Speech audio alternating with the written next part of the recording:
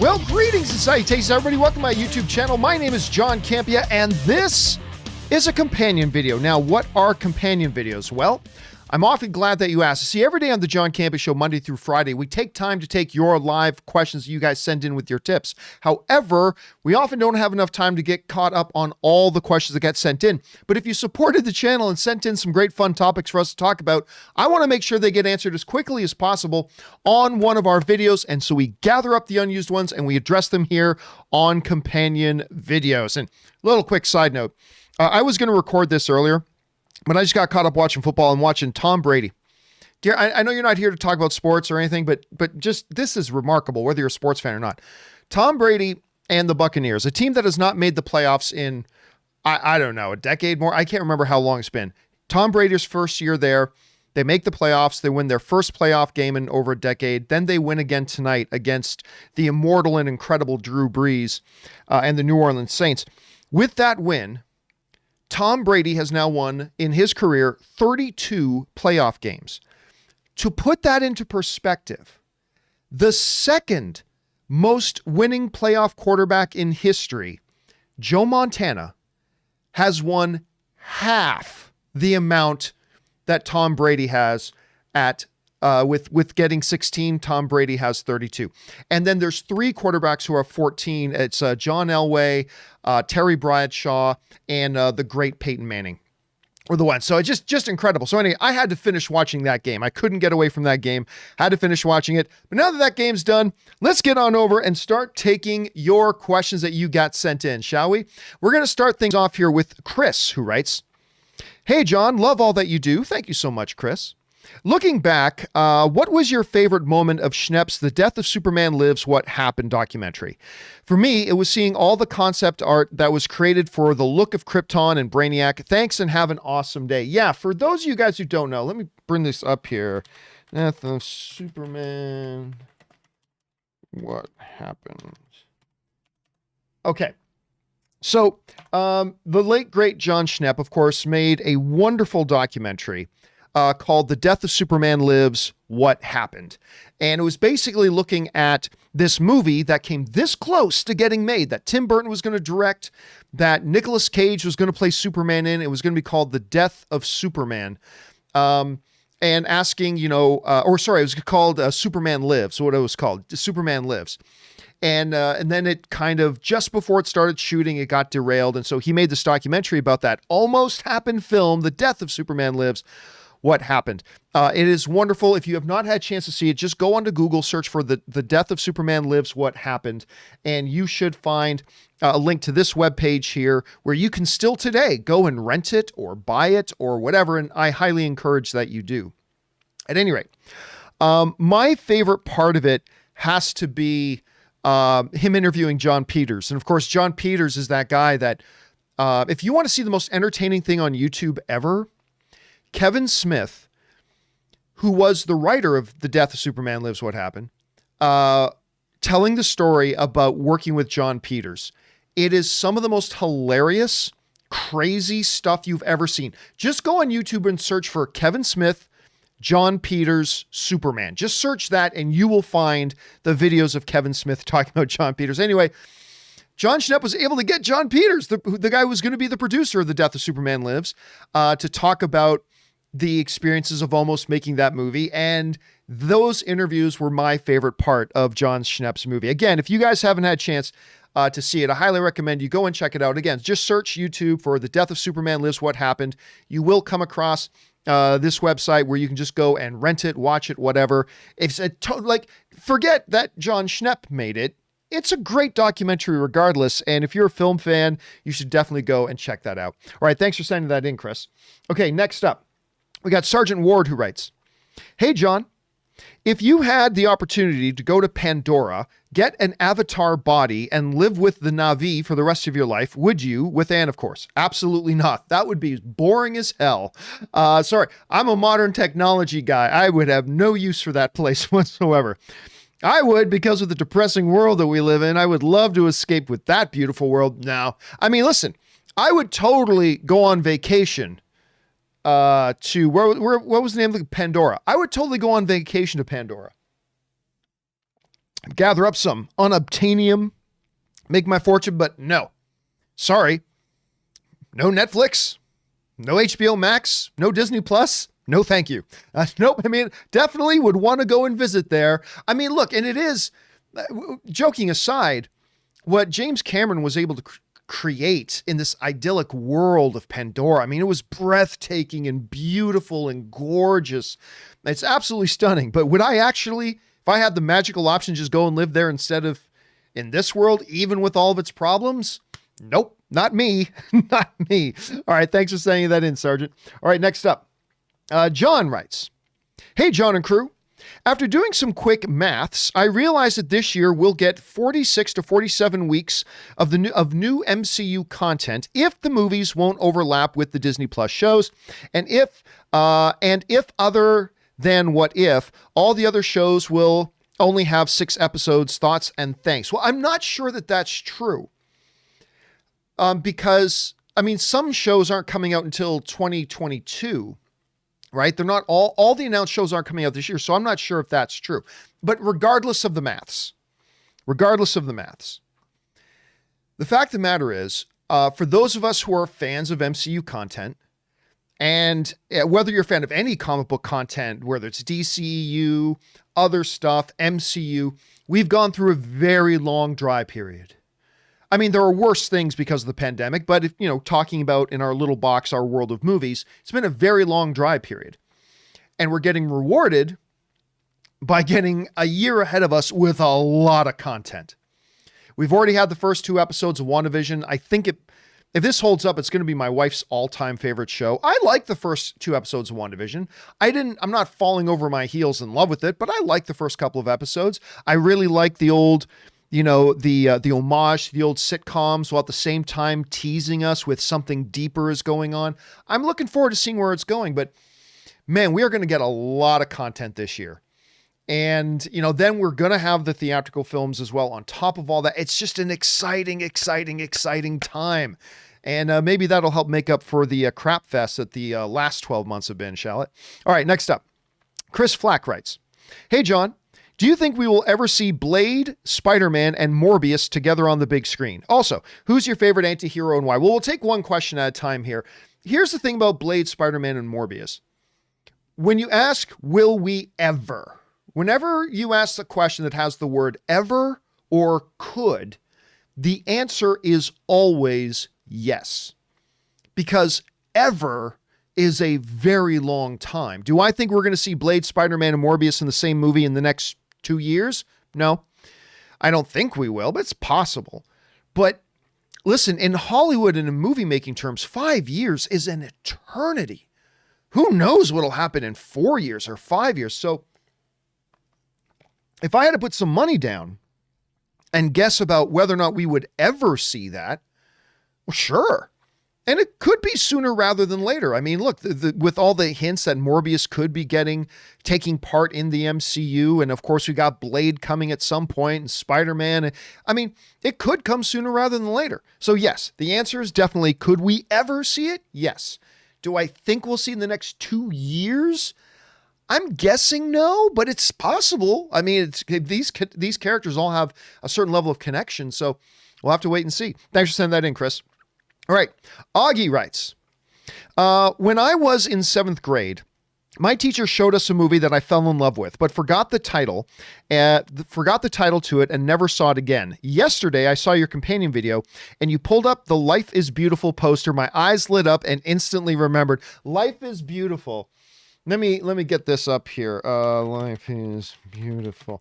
Life is Beautiful is, like, honestly, it's one of the best movies ever made. In my opinion, Life is Beautiful is just flat out is one of the best movies ever made. It is endearing and charming, and you laugh and you cry and you feel.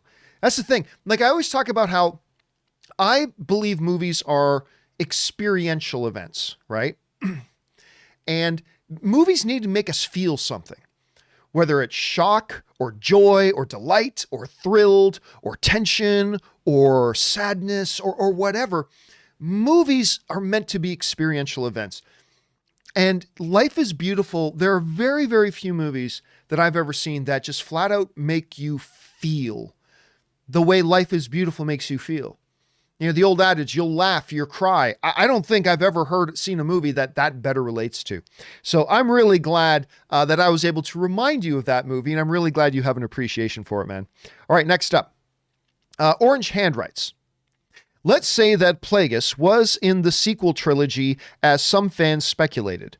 Would it make more sense that Palpatine failed to kill him and that he'd been alive the whole time, or that he died but successfully came back despite Palpatine's claim to the contrary? If he came back, both of those scenarios make sense, right? They both make sense. Palpatine thought he killed Plagueis and was wrong. That works. Narratively speaking, from a common sense point of view, that could work. We've seen that trope used in many movies where, you know, a villain thought they killed the hero or a hero thought they killed the villain. Turns out they actually didn't. So that would work perfectly fine. However, in this particular circumstance, the other one works perfectly fine as well, logically. I mean, Palpatine says himself, Plagueis was able to unlock the secret of cheating death. So what makes you think you could kill him? I mean, that's the one thing that I always say. Why are you so sure you killed him when you just told us he unlocked the secret to cheating death? So honestly, to me, both of them would have worked perfectly fine. And look, you know how I feel about The Rise of Skywalker. I thought it was, frankly, a terrible movie. But I'm not, it had its upside, and I understand there's a lot of people that like it, and I totally get it. There's things to like in the movie. There are. I personally found it terrible, but that's just me.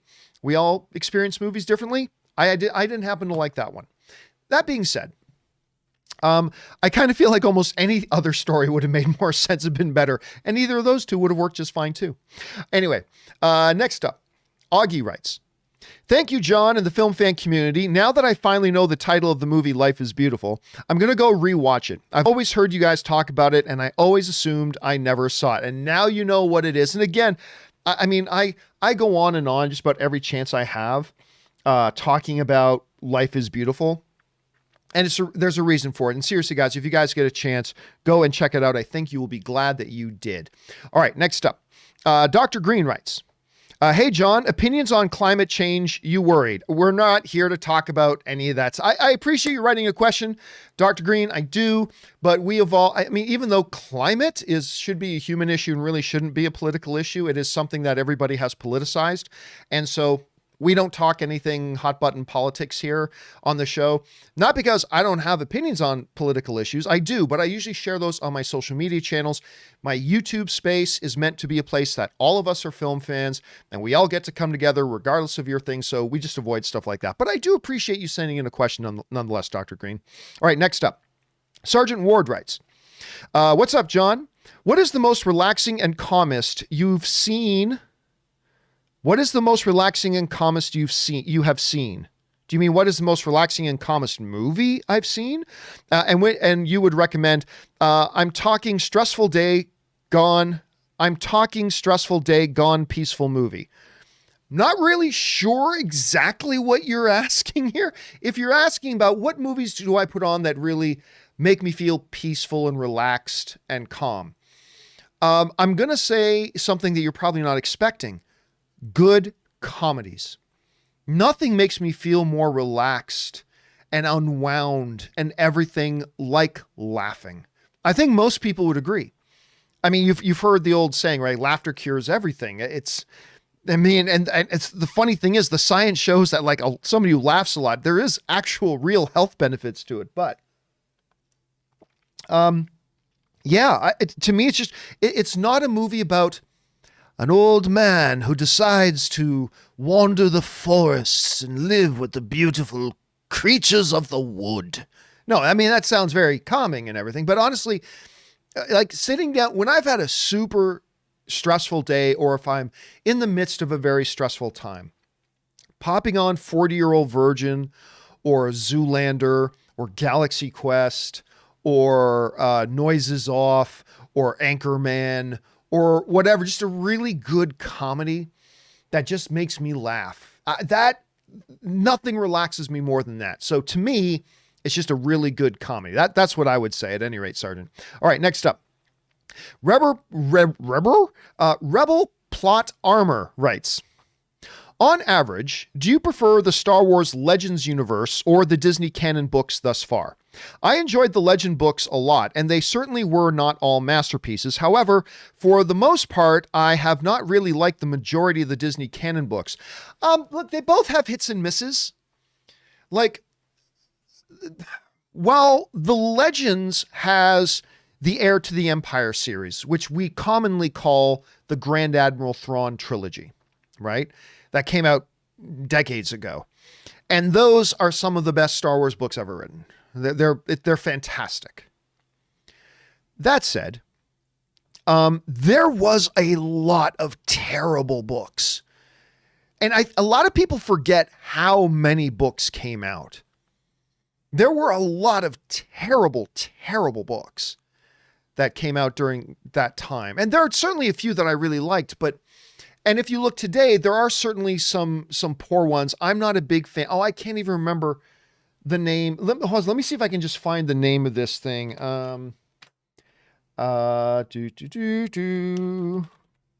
Let me see if I can find this in books. Hold on a second. I'm not sure I can. I'm trying to remember the name of this series in the books. There are the new Thrawn books, which are really good.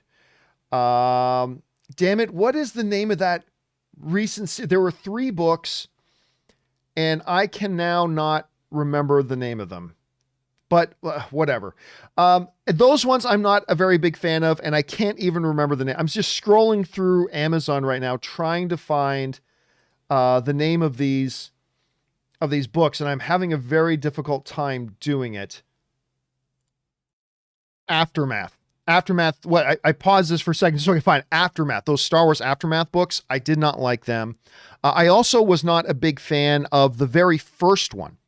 The very first Star Wars New Canon book that they put out in the New Canon era was Star Wars New Dawn, which was basically a Rebels prequel. It's kind of like the beginning of Rebels. It's not terrible, but it's not great. That said, the majority of the books in the New Canon that I've read or listened to on Audible have been quite good. The Thrawn novels have been quite good. Not the best, but the new Thrawn books have been quite good. They paint a very different picture of Thrawn than we see in the Rebels show. A very heroic Thrawn, but nonetheless, that Leia one with Bloodlines was very good. The Claudia Gray, absolutely one of the best Star Wars books ever written, Lost Stars. Lost Stars is so completely fantastic. The Tarkin novel, just called Tarkin, about Grand Moff Tarkin, wonderful. There was also a book about, what is the name of the, Phasma. Phasma is what I was trying to think of. I was trying to think of Phasma. So Star Wars Phasma was pretty good. I liked Phasma. That was a pretty decent one. But maybe the best Star Wars novel I've ever read was Lords of the Sith. For those of you who don't know much about it, let's see if I can find it here. Star Wars Lords of the Sith is basically, it's about more than this, but the main crux of it is the Emperor and Vader end up crash landing on a planet and they have to survive. And it's gripping and thrilling and wonderful and fantastic on, so many levels. It's absolutely incredible. And there are a couple others too. So I gotta say, like I said, both the old Legend stuff and the new canon have their hits and misses. But I gotta say, overall, I kind of like the new canon stuff. And again, they've put out stuff that I didn't like, but overall, I'd say I give the nod to the new ones. But that's just me. All right, there's no wrong answer to that though. All right, let's see. William Everval writes, I got the first COVID vaccine, but there's 2 shots, or at least the what is the one? Pfizer. The Pfizer one does have 2 shots. There are other ones that don't require 2 shots, but there it is. But there is 2 shots. I would suggest 2 things. Get it in the arm. You don't use as much because your arm gets very sore. I've had that happen with other vaccines. Continue wearing a mask until they say you can't catch it or spread it. Think about the other. Wise words, and good on you for getting it. And I hope you're able to get the second shot sooner rather than later, as I hope the rest of us can too. I just found out that me and my wife won't qualify to get it till at least March, which is fine. There are a lot of other people who need it more than we do. All right. Thanks for sending that in, William. An anonymous viewer writes, family, religion, friendship. These are 3 demons you must slay if you wish to succeed in business. All right. It sounds like something Gordon Gekko would say in Wall Street, played by Michael Douglas. But I think I remember seeing a meme. I think I saw an animated GIF with this of Mr. Burns from Simpsons. So I'm going to go with that. That's a Mr. Burns from Simpsons one. That's what I'm going to go with, at least. Well, maybe I'm wrong. Maybe it is Gekko. I'm not sure. I'm going to go with Mr. Burns. All right, thanks. Sgt Ward writes, they caps story end. And you probably mean the cap story end, and passing the torch was way too huge to just make him come back for more movies. No, not at all. My opinion, this is for Doctor Strange, and it's going to be a significant cameo that was important enough to report. You can't change my mind. It's facts. No, it's definitely not facts at all. Listen, there is no such thing in the movies, particularly in the MCU, where, well, that was too important to just undo. Really? Look at Infinity War with this incredible, emotional, quote unquote, death scene of Peter Parker Spider-Man. One of the more powerful scenes in any movie that entire year. I don't want to go with Mr. Stark. He dies and people are crying in the theater, boo-hoo, and everybody's weeping and crying because it's a powerful scene. And Robert Downey Jr.'s performance in that scene and blah, blah, it was completely and utterly powerful and strong and wonderful, moving moment. Now, if you were somebody who didn't know any better, that the MCU is actually the Marvel fake death universe, if you didn't know that any better, and you didn't know Marvel's track record of never keeping anybody dead, then you might say, if someone were to say, they're bringing Spider-Man back just in the next movie, you'd probably say they wouldn't do that. That would undo this major, important, powerful scene from the... It would undo all that. It would mean that scene was meaningless and useless if he just comes back. Guess what they did? They just brought him back. Because that's what they do. Captain America didn't even die. So yeah, listen, one of the things, and I will say this as a positive for Marvel. I will say this as a positive.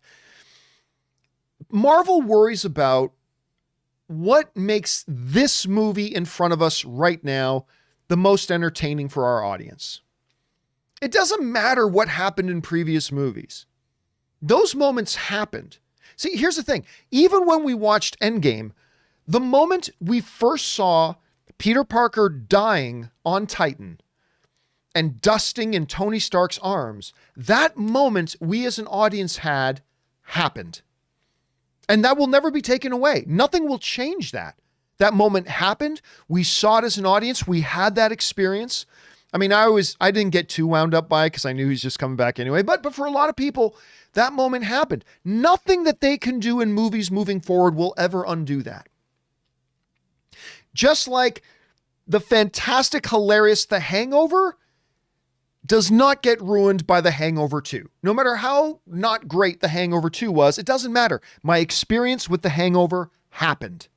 And nothing can take that away and change that, right? So, Steve didn't even die. He went back in time, did some things, fulfilled some dreams. So what? That happened in Endgame. It happened. We as an audience got to feel that for Captain America. Great, it's happened. That can never be changed, no matter what they do in movies moving forward. So they can just have Cap come back and say, America's ass is back. I mean, that's all they have to do. And they can come up with some cockamamie way for him to say that he still had his dance and to say he still got to have his life. For all we know, like just old man Steve just boom, gets touched by some cosmic rain. Like all of a sudden he's 38 again and Captain America again. And it doesn't undo anything. It never undoes anything. You had that moment, and that never changes. So I disagree with you, Sergeant. I disagree. Now, whether they bring him back in Doctor Strange, that very well could be the case. Maybe it'll be, as you say, a very significant cameo and all that kind of stuff. It could be all that. But again, it doesn't change anything that happened with our experiences with previous movies. They happened. Nothing that happens moving forward can change it. That's just kind of my thoughts, and that's a fact. All right. Thanks for sending that in, man. Next up, Champagne Poppy 51 writes, "Sup, John and Rob?" Obviously, it's just me today. Quick question. I recall coming across an article claiming the Russos were involved in a live-action Hercules movie for Disney. I do recall that, yes. Any word on that? The Kellen Lutz movie was atrocious. It wasn't so great. And I wasn't a big fan of The Rock's version. You're a beast. Well, thank you so much. Yeah, I didn't love The Rock's one either. I love The Rock, but he doesn't always crank out the best movies. Sometimes he does, sometimes he doesn't.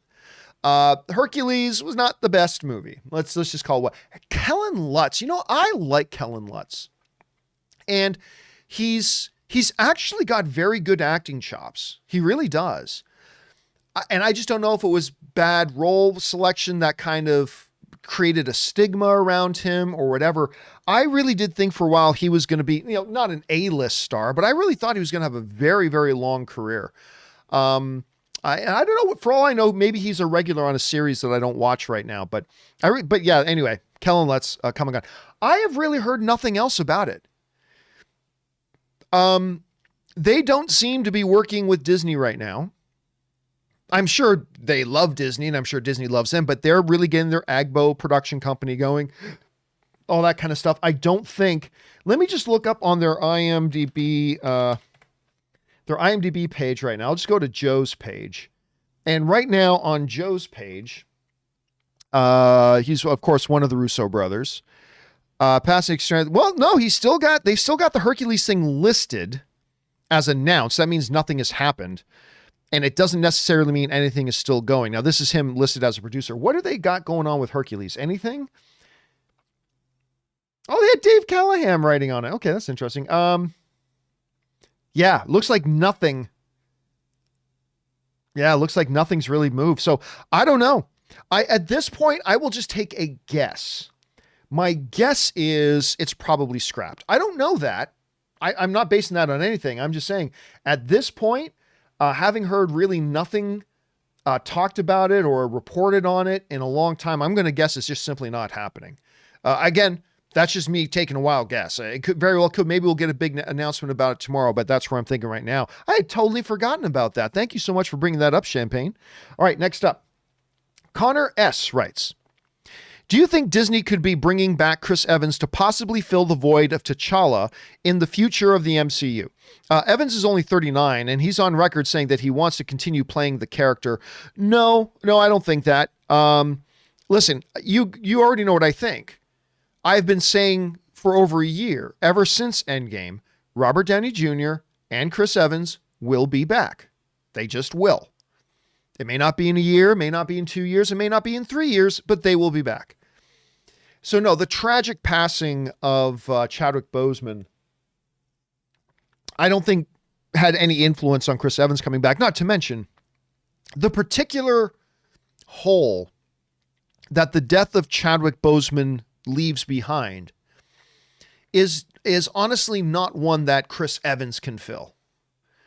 I think that's self-explanatory. So I don't think that particular hole that he leaves behind is one that Chris Evans himself can fill. Chris Evans does a lot for the MCU. Captain America does a lot for the MCU. He is the beating heart of the MCU. He is the moral North Star of the MCU. Him and Tony were the two faces of the MCU. And again, it's only a matter of time before Robert Downey Jr. is back too. Again, maybe not in 1 year, maybe not in 2, maybe not even in 3, but he'll be back too. But no, I don't. I honestly do not think the tragic passing of T'Challa has anything to do with it. I really don't. I think Chadwick's passing was tragic and awful, but I think Chris was coming back regardless, so I don't think this one has anything. I could be wrong about that. Like Kevin Feige may come out someday and, express that he really does, but for now, I'm just going to guess that it doesn't. Anyway, thanks for asking that, Connor. Next up, B. Wayne, New York writes, John, Rob, have you heard about New York Governor Cuomo new reopen entertainment plan? Over the weekend, 7,000 Buffalo Bills fans attended the playoffs game after getting a quick result in 15-minute COVID test. I had no idea about that. With masks on and distancing, it's designed to safely reopen sports shows and, yes, cinemas. Listen, I am all, whatever you need to do to get things up and running again, particularly in entertainment, and we'll include sporting events in that. What I was thinking was, hey, listen, you want to, once we get 100 million vaccinations, they're saying they're going to try to get 100 million vaccinations in the first 100 days. That's pretty ambitious. I don't know that they can do it, but let's say they do. I am all for reopen cinemas and just say, when you pick up your ticket, you've got to show your vaccination card. At least till the end of 2021. You got it for the rest of 2021. Okay, movie theaters can open, but you can only allow people come in if they also show that they've got a vaccination card. I didn't know there were any COVID tests that could be done in 15 minutes available like that. Like, I believe the UFC had like very quick turnaround COVID tests. I did not know 15-minute COVID tests existed. I didn't know that. That's interesting. Man, that would be difficult for things like movie theaters. Like somebody comes, like it would be more expensive for the theater to conduct those tests than the money they'd be getting from people buying tickets. So I'm not sure about that. But listen, I'm all for any plan. Now that we have vaccinations happening, I am for any plan that can expedite us safely getting people back into stadiums and auditoriums and movie theaters. I'm all for it. Anything they can come up with sounds good to me. And if that's how they pulled the thing off at Buffalo, by the way, good luck to the Bills. You're going to be playing they got a tall order against Mahomes and the Chiefs next week. But yeah, anything they can come up with to do that, dude, I am 100% completely all for. All right, next up, we've got Dr. Film, who writes, since Apple is getting into the movie business, is there a change they can be, is there a chance they can be both in the theatrical and streaming business? Absolutely. I mean, the new Scorsese movie in cinemas and Cherry supposed to come to theaters first. Do you think Apple will do this? Yes. Yeah, I do. Apple kind of laid the gauntlet down that they want to get into the entertainment business. Apple TV first, but they're going to move beyond just that. They are content creators. And the very fact that they agreed to fund this $200 million Children of the Killer Moon, I think that's what it's called, this $200 million Marty Scorsese film, and commit to making it a theatrical exclusive film first, and then later it'll go on to Apple Plus. I believe that's a sure sign that, yeah, Apple is very much interested in getting into the content creation business and will develop like straight up Apple Studios, if it doesn't already exist to some degree. So yes, I completely believe they will move in that direction. At some point, we'll see, but I do believe that's the direction they're heading. All right, next up, Orange Hand writes, so The Mandalorian is essentially a Western and has Timothy Oliphant as a marshal, W. Earl Brown as the alien bartender, and Titus Welliver as an Imperial officer. I geeked out so much when I saw him pop up as that officer on that ship. Anyway, my only wish for the show right now is to see Ian McShane. Give him any role, he'll kill it. I mean, I love Ian McShane. By the way, I watched American Gods season 1, and I never got around to watching season 2. I don't have the network anymore. And so you guys need to tell me if that's continued to be good, because I really liked Ian McShane in that. Yeah, and what's not to love about Ian McShane? He's great. But again, characters are not there to serve the actors. Actors are there to serve a character. If they have a character that Ian McShane would be a great fit for, by all means do it. But don't just put him in for the sake of putting him in. You know what I mean? I think that doesn't do Ian McShane any justice. But I will continue to look forward to and love everything Ian McShane does. I'm with you on that, Orange Hand. All right, next up. Isaac Beebe writes, hey, John. So today marks the 12th anniversary of The Miracle on the Hudson. So having said that, what are your thoughts on the movie Sully with Tom Hanks and Aaron Eckhart about the events of that day and the hearings that followed on it? I thought the movie was great. Yeah, it was directed by, if I'm not mistaken, that was a Clint Eastwood directed film, if I'm not mistaken. I thought it was a very powerful movie, especially as you get into the third act with the actual, it wasn't a trial, but the actual hearings and that. It was done very, very well with a really great main character. I love the dynamic between, Eckhart, his second, and Tom Hanks. I thought that was great.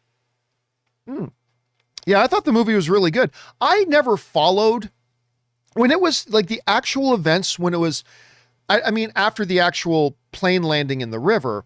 After that, I never followed the hearings and the drama that went on. I never followed that when it was happening. So a lot of the stuff that was happening in the movie was really the first time I knew of it or had been exposed to it. But yeah, I thought the movie was quite good, Isaac. As a matter of fact, if you guys haven't seen Sully, you should. It's a nice piece. Nice piece. Not Clint Eastwood's best movie, but a very good one. Yet another very good one that he made. All right, Amin writes, "Hey guys, in terms of the Oscars this year, if it happens, it looks like it shouldn't happen, but it looks like it will happen. And award season in general. I wanted to ask what some of the best films / performances the last year were so that I could check out the front runners and the ones getting the most awards buzz." Well, I haven't done any sort of best of list of 2020. I just thought it was too much of a write-off year. That's not to say there weren't some really good movies. There were. But I mean, just do a quick Google search of best movies of 2020 if you want. But the two that stand out to me the most. One was, oddly enough, a Netflix film, because normally Netflix movies suck. But my favorite film of the year was a Netflix film. It was Trial of the Chicago 7, directed by Aaron Sorkin, his second major motion picture. The other one, of course, he did was Molly's Game, which I thought that was fantastic as well. But I mean, Trial of the Chicago 7, I expected it to be good. I expected I would like it. I was not prepared for how much I would love that movie. It's an amazing film and truly the best of the year. But the other one, and you guys have heard me say this a lot, that flew under the radar for a lot of people because it just looks like maybe a little bit of a throwaway film, but is the Guy Ritchie The Gentleman with Matthew McConaughey. I love that movie. Now, granted, it appeals to a part of me that really likes that kind of film because I am also a big, big fan of Guy Ritchie's other stylized films like Lock, Stock, and Two Smoking Barrels and Snatch. Those are two of my favorite films. To see him really get back to those roots, even after the great job he did with Aladdin. He did an amazing job with Aladdin, but I love The Gentleman. And I thought it was going to end up being my favorite film of 2020 until I saw Trial of the Chicago 7. Now, I like it more than most people do. You won't see a lot of people mentioning The Gentleman on their top list, and that's fine. All film is subjective. That's just how the film hit me. But those are the two that I talk about the most, Amin. So I would highly recommend checking those two out. All right, next up. Wes Papes writes, "Hey, John, big fan of the show. Thank you so much, Wes. I've been wondering if you could turn any albums into movies. What would you pick? Think the Wall by Pink Floyd as an example. None. No, none. To me, that's like saying, if you could turn any pizza into a movie, which would it be? Well, that would be Pizza Hut's Meat Lovers Pizza. Obviously, the Pizza Hut Meat Lovers Pizza is the greatest pizza ever created in mankind. Make a movie out of it. To me, it makes just as much sense to do that. Now, they have done The Wall, but yeah, none. I mean, look, my all-time favorite album is Joshua Tree by U2. I think that's the greatest album ever made. But that's up for debate as well amongst a lot of people. But would I turn that into a movie? No. No. So there is a documentary. There's Rattle and Hum, which is a U2 documentary on the album Rattle and Hum. But no, honestly, Wes, none come to mind. None come to mind. That's just me. Thanks. That's an interesting question, though. All right, next up. Aaron E. writes, "Hey, John, and hopefully Rob." Obviously, Rob's not here right now.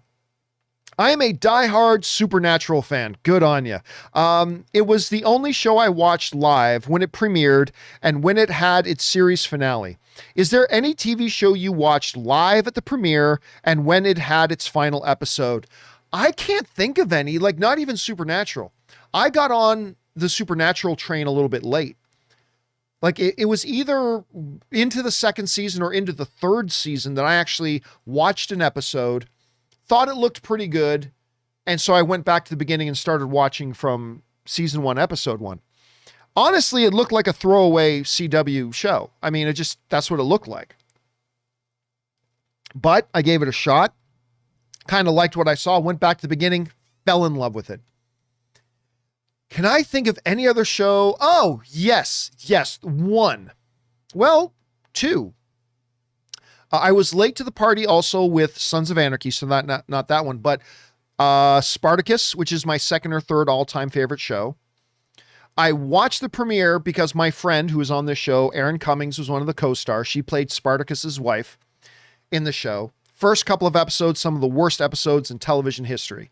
I only kept watching because Erin was in it, but I'm glad I did because it became one of my all-time favorite shows. And the other one is my number one all-time favorite show, which is Ronald D. Moore's Battlestar Galactica. I was in Canada at the time. I was visiting Canada, or was I visiting Canada or was I still living in Canada? I can't remember now. Anyway, but I remember I was at the Campea Ranch. I was at my family's place when the first pilot thing, kind of the first two-part miniseries thing aired. And I watched it right through religiously until the finale. And there was a group of friends that we would like, it's the last show out that I remember that I was part of a group of friends that would get together every week to watch that show. Now, lots of shows that I watched very regularly, but that was the one. I didn't watch Game of Thrones from the beginning. I didn't start watching Game of Thrones until the day of the season 1 finale. And my buddy Denizen, he had a watch party at his house that was an all-day watch party where they were going to rewatch all of Game of Thrones season 1 and then end with watching the series or the season finale later that night. And that was my first time ever watching it. But yeah, the ones I can remember watching all the way through: Spartacus, Battlestar Galactica. Those are the two that I can think of. So anyway, nice one. I'm glad you were a fan of Supernatural, Aaron. All right, next up, we've got Ryan Lohner who writes, scratch another classic movie off my list. I finally saw Midnight Cowboy, and among all the awesome things about it, one that I'm surprised that I heard anything about it beforehand is that this was one of the best edited movies I've ever seen. Just about every single cut is interesting in some way and does a fantastic job of putting you in the main character's head. From now on, this is going to be my object lesson in what a film editor's job is and how much they can add to a movie. I'll be honest with you. Now, this is one with Dustin Hoffman and, oh, dude, why am I freezing on Angelina Jolie's dad? Angelina Jolie's dad. Voight? No. Who is, and he was just in, Donovan.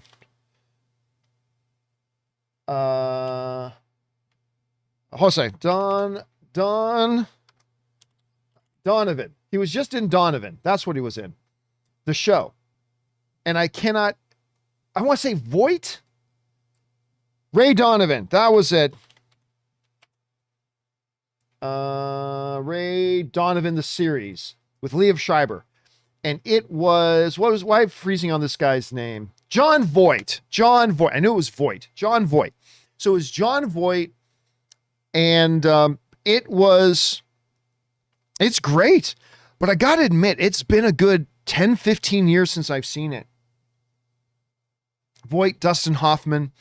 It's been, so I can't specifically remember the editing in it.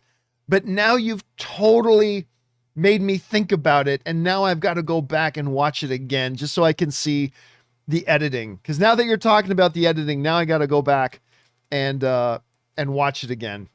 I mean, listen, this is a movie that came out, I believe, before I was even born. I mean, so yeah, I obviously saw it well later, and I think like I said, I think the last time I saw it was 10 or 15 years ago. But I need to go back and watch it again. But it's always good to bring up those classics. And yeah, Midnight Cowboy is really good. So I'm glad you brought that one up. Thanks, man. All right, next up, we've got a Silly Goose who writes, like Rob, I am a man of strength and integrity since I also collect physical media. I know it will inevitably fade into obscurity, and it pains me. There is something inside me that cannot rest until I have the movie in my hands. Anyway, have a nice day. Yeah, I mean, listen, and I've got a number of friends who are diehard physical media guys. I am not. for a plethora of reasons. But I often get asked, because it is fading away to obscurity. It's not going to disappear altogether, but I mean, the era of physical media is disappearing. I mean, Rob will be the one to tell you and lay out all the stats that prove it. It is going to be disappearing. I often get asked if I think people who love physical media should give up buying physical media now, to which I say absolutely not. If anything, the fact that it is slowly disappearing probably means now more than ever you should be collecting it if you are indeed a physical media guy. Now's the time more than ever to collect it because it's not going to be readily available. Let's say that. It's not going to be easily and readily available for much longer. Like 5 years from now, it's going to be tough to, when a great movie comes out that you really like, trying to find some way to get it on physical media. So if you love collecting physical media, I don't tell people to give up on it. I say now is the time to really start going after the content that you want.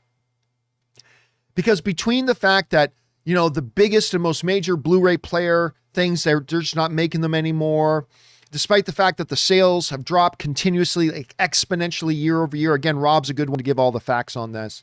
Despite the fact that even the major content producers now are trying to, shoehorn everything over into the streaming world. They want you to have to go to streaming if you want to be able to watch. It's just coming. But again, I think that means now more than ever, if you are a physical media lover, now's the time to really build up your collection. I think now's the time. So don't give up on it. Go get it. If that's the stuff that you really love. Again, I can't relate with that. I completely became like a digital guy almost 10 years ago, but if you love that stuff, now's the time to get into it even more, Silly Goose. All right. Alex Quilter writes, "Hey, John, longtime fan from the UK. Thank you so much, Alex. And was thinking about Chris Evans's return as Cap. I think it could be Ant-Man 3, as Kang will be the villain and is a time traveler. What do you think?" Well, I mean, that's one of the possibilities. But I don't think it's any better of a possibility than any of the other ones. Now, listen, in the comics, Kang is a time traveler. That doesn't automatically, I mean, I think they'll do that in the movie, but it doesn't automatically mean they're going to make that a part of his character in the movie. The movies are the movies, the comics are the comics, and there's a lot of times they do not connect the two. So that's possible. But here's the thing. You don't need time travel to bring back Captain America. There are 50 different ways, if you wanted to, and you're Kevin Feige, to just say, this is why Cap's back. There's 1,000 different ways you could do it. Because since it's their movie, they can make up anything they want. They can make up any reason they want. And it doesn't need to be Kang. It could be a billion other things that they come up with. Anything that Kevin Feige's imagination can come up with can happen. Now, a good argument for maybe it being Ant-Man 3 is the fact that Ant-Man is such a Captain America fanboy. I mean, some of the stuff in Captain America Civil War, some of the best scenes was just Ant-Man like geeking out. You're Captain America.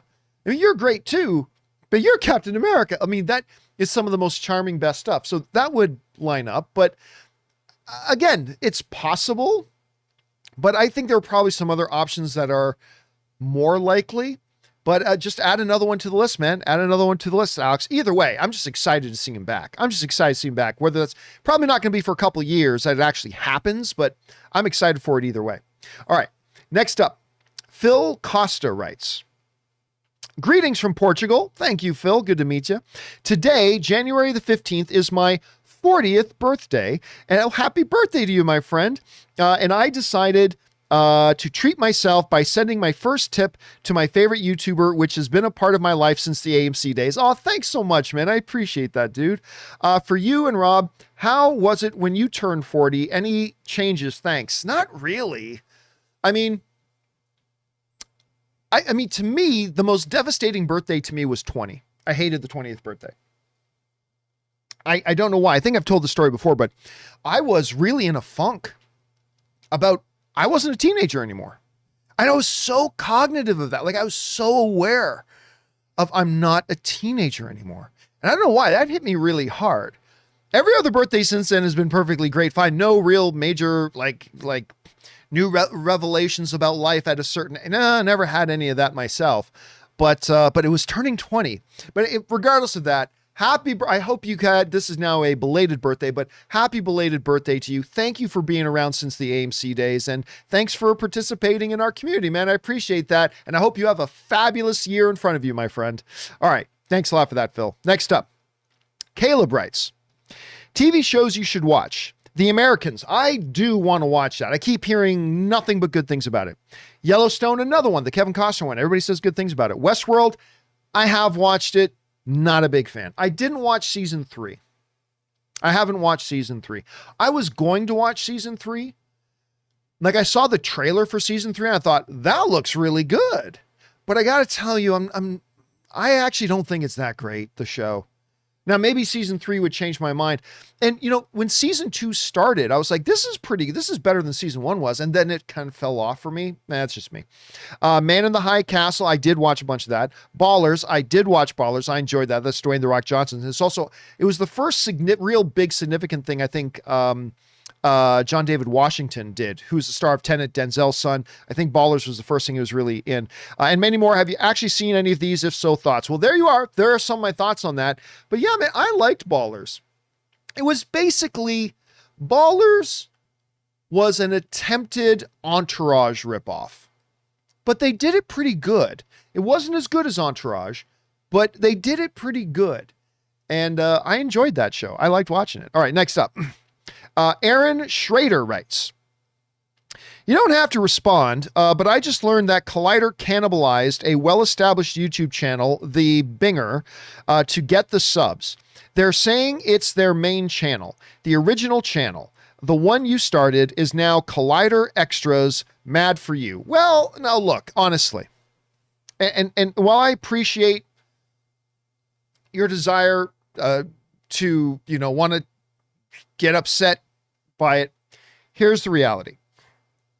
The channel that I established and I created and I developed and I built, that channel in a way kind of died when I left, but really it died last year. They made the decision that was completely within their purview to make, to change directions. They pulled the plug on Movie Talk and all the other shows that I had created, and decided to go in a new direction. And I'm not mad about that. I mean, it's not my channel anymore.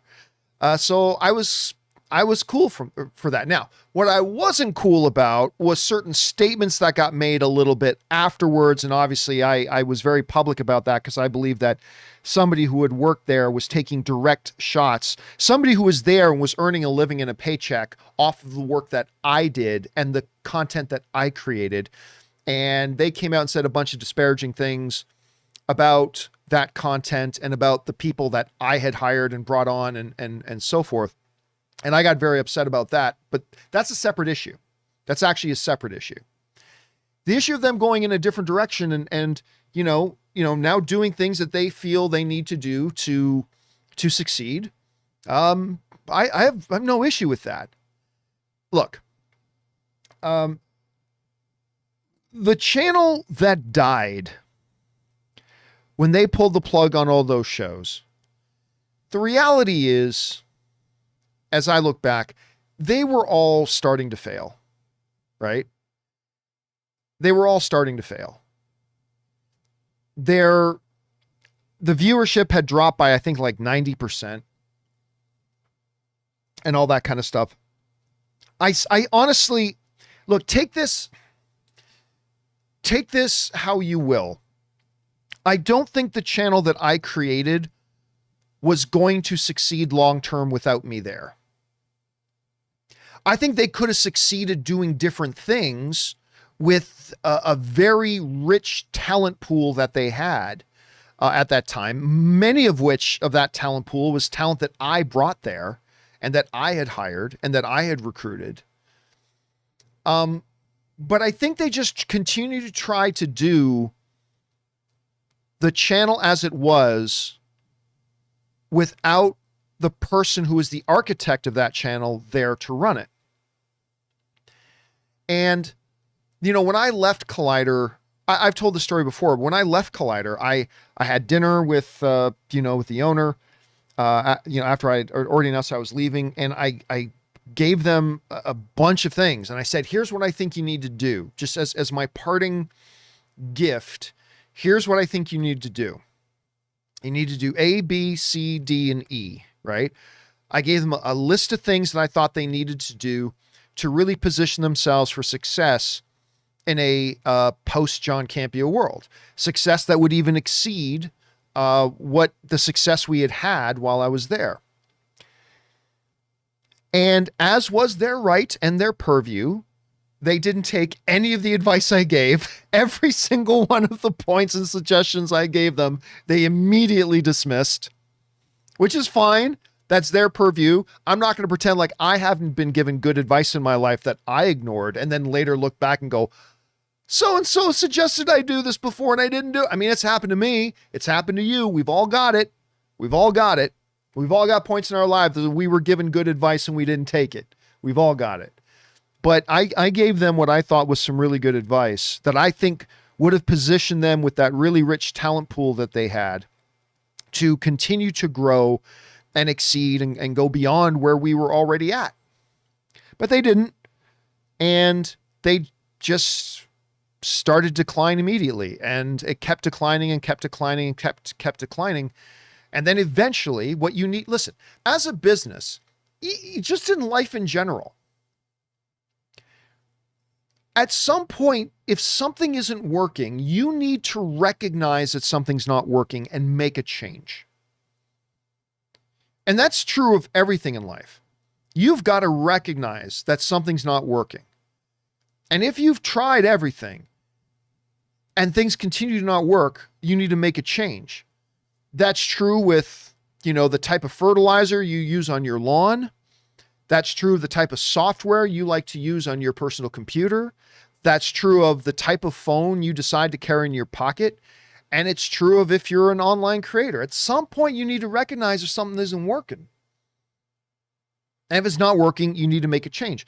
And, last year, they made a decision to,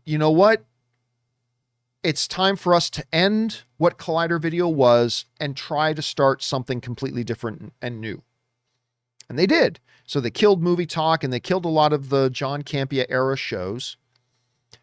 And I wasn't a big fan of how they went about it, but that's another issue altogether. But they simply made a decision to do what they needed to do. And now listen, I am not familiar with this particular move. I'm not familiar with the Binger. I'm not familiar with that. I am not, and this is the first I've heard of this particular move of theirs. But listen, they still have staff that they pay. They have people whose jobs rely on the success of that channel. And if they're making decisions and moves to try to get them to a place of success, what's wrong with that? And again, it's not like they just killed the Campea era shows. They did that last year, but they did it because they needed to do it. Again, I don't completely agree with how they went about doing it, but they made decisions that they felt were best for them. Just like you make decisions that are best for you, and I make decisions that I believe are best for me, and so on and so forth. So there's nothing wrong with that. Now listen, I'm not going to sit here and be disingenuous and pretend that collider is my favorite word. I'm not going to be disingenuous and pretend that it is. But I also don't wish any ill will. And if they're making some decisions that they think can bring them to success, then God bless. Then I hope they're able to do it. Because like I said, there are people there whose jobs rely on it and they're whatever. And they still got some smart people there. They also have some raging idiots there, but they still have some very good, talented, smart people there.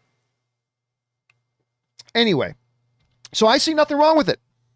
I honestly, Aaron, I see nothing wrong with it. Making decisions and making moves that you believe to change things up that you believe will better position yourself or your company for success is not a bad thing. And if that's what this is for them, Here's hoping it works out for them. Anyway, thank you for that, and I appreciate you sending that in. All right, next up. Captain Blue Pants writes, an underwhelming Wonder Woman 84, legendary legal action, the Ray Fisher saga, the Ezra Miller situation, Amber Heard boycott calls, Denis Villeneuve scathing words, HBO Max struggling. How would you suggest Warner Brothers improves their current reputation? Do they need to? Well, I mean, and don't forget all the drama with Johnny Depp too, and a lot of other, and the Christopher Nolan, all that kind of stuff. Here's the thing. I have said this for a long time, and I believe it is very, very true in the world of movies, particularly if you're a studio. It's the 3 magic words. Most of you guys know what I'm going to say. Winning cures everything. Winning cures everything. The moment they put out a great movie, a lot of people are going to forget about a lot of that other stuff. It's true. And just like losing exaggerates struggles. It's like, you know, to use a sports analogy, there could have been some negative stuff going on in the locker room in a team for a while, but if they're winning, nobody talks about that. The moment that a team starts losing, then everybody starts talking about the problems in the locker room, and this, whatever problems are there get accentuated. And listen, Warner Brothers is coming off a bit of a struggle with Wonder Woman 84. Not a terrible movie, but not a good one, in my opinion. Not like the first one. I thought the first one was great. And I believe the third one will be great whenever they get around to the third one. But winning cures everything. So what do they need? They need Godzilla vs. Kong to be great. If they put out Godzilla vs. Kong, now in March, we'll talk about that a little bit tomorrow on Monday. But if Godzilla vs. Kong comes out and is great, you're not going to hear much talking about the problems anymore. If Mortal Kombat comes out and it's great, you're not going to hear people talking about the problems nearly as much anymore. Winning cures everything. I'm not saying that's the way it should be. I'm not saying having some success means that they shouldn't directly and clearly and definitively deal with some of the real issues they're dealing with as a company. I'm not saying that, but the reality is winning cures everything. And that's it. Public perception problems, no big deal. Listen, they put out Godzilla vs. Kong, Mortal Kombat, and sometime in the next, 2 to 3 months, next 12 weeks, they add 7 million more subscribers to their channel, which would still leave them way behind Disney Plus, but they can add like 7 million more subscribers, all that kind of stuff. Guess what? It'll totally change the perception of their situation. Because winning does indeed cure everything. So that's what they need to do. And if they don't, I mean, oh my God, if Godzilla versus Kong is bad, and I'm not saying it will be, I have no reason to believe it will be, but if Godzilla versus Kong is bad and Mortal Kombat are bad, then the problems we see now are going to get accentuated and made even more dramatic. That's just the unfortunate way that the world seems to work. There it is. All right. Thanks for that. All right. Sam Fisher writes, I really enjoyed these first 2 episodes. I'm assuming you're talking about WandaVision. I really enjoyed these first 2 episodes, but I'm not a big fan of sitcoms. I get embarrassed for the characters. I think I might go and watch I Dream of Jeannie after watching episode 2 see if it accurately portrays what that show was like. Hope it's not a spoiler. There is a clear difference between the 2 Wandas and Visions, reflecting the difference between Women in Dick Van Dyke's show and Jeannie in episode 1. All her lines had to do with her marriage, whereas in episode 2, she did stuff outside of the marriage, but was still a housewife.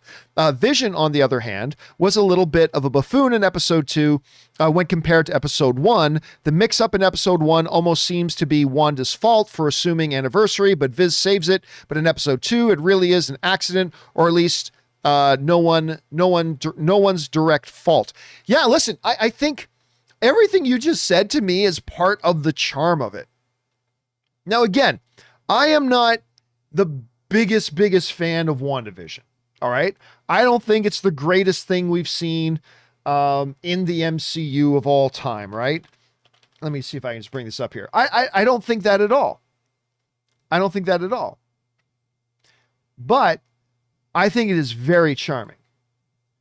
And one of the big things that makes it so charming is the fact that play, if you will, on those eras and the way they kind of reflect, it's a love letter, and also it kind of makes a little bit of fun of those eras of shows, right? Like in episode 1, when Catherine Hahn says, I found this great article about how to keep your husband. Like, really? What kind of ridiculous? Like, the only thing a woman is good for is to get a husband and try to keep him, right? But they would make fun of those things, or like the Toaster commercial. Is your husband get frustrated about you burning his toast? Like, women are just portrayed as servants of men and all that. But they made fun of that. But they also captured a lot of the tropes of the era. And I think that's one of the pieces of charm that a lot of people are really attracted to, and the underlying thing. So yeah, I agree with what you're saying. I just think, for me personally, I think that's part of the thing that adds to the charm of it. Now, what's going to be really important is, are they able now to pivot? You know, we still have some more, we have more eras to go through. We've got the, 70s era and the 80s era and we got different eras still to go through, but they need to start pivoting more to the mystery of it. They need now to start pivoting from heavily focused on being an homage to that era of sitcom to being an homage to the era of the sitcom, but we're focusing more and more on the what's wrong in this world stuff, the more behind, what's behind the curtain stuff. They need to pivot now to that. Will they do that moving forward? Now, I've already seen episode 3, so I'm not going to spoil anything, but will they pivot to that? That's going to be the key. But so far, I think it's pretty charming. So far. All right, next up. Sam Fisher also writes, fun fact, I saw Elizabeth Olsen star as Juliet in Romeo and Juliet in an off-Broadway production in New York City sometime in September to November 2013, when she had already been cast, but before Ultron came out.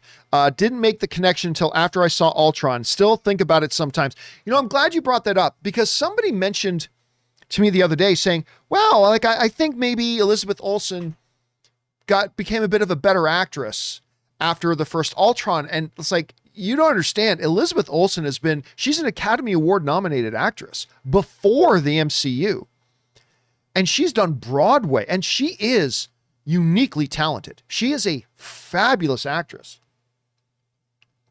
Now, in that Age of Ultron, they were really just figuring the character out. I don't think they had really firmly decided, what is this character? Which is part of the reason why I think we hear heavy accent in Age of Ultron, but as we progress, that accent has pretty much just now disappeared. So it wasn't about that, but she is a phenomenal talent, a phenomenal actress.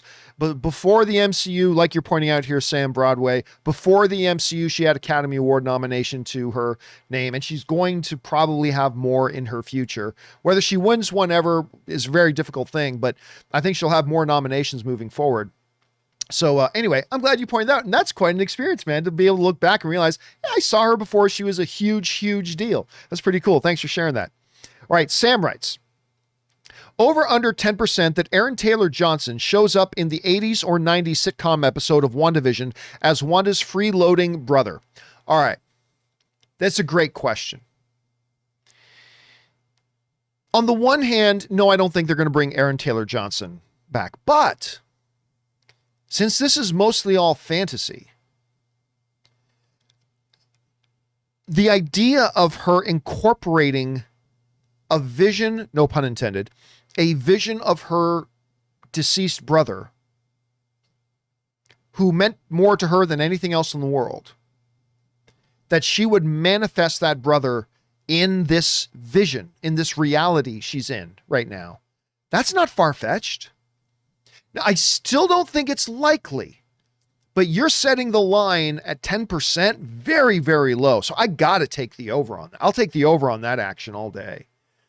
Again, I don't think it's likely. I won't take over 50%, but I think the chances, understanding the context of this show, I think the chances of that happening are well above 10%. So I will take the over. Now, if you'd set the line at like 35%, then I'd struggle.